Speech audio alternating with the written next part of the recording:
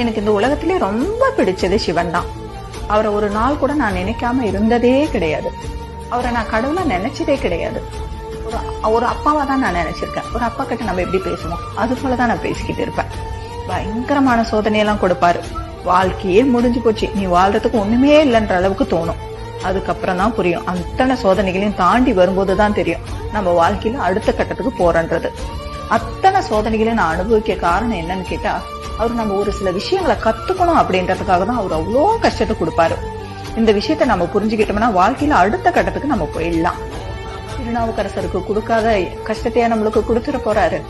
அவரு அனுபவிக்காத துன்பத்தையா நம்ம அனுபவிச்சிட போறோம்?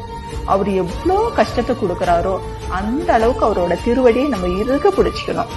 எனக்கு நீ இருக்கிற, எனக்கு நான் எதுக்கு எல்லாத்தையும் நினைச்சு கவலைப்படணும், கஷ்டப்படணும்?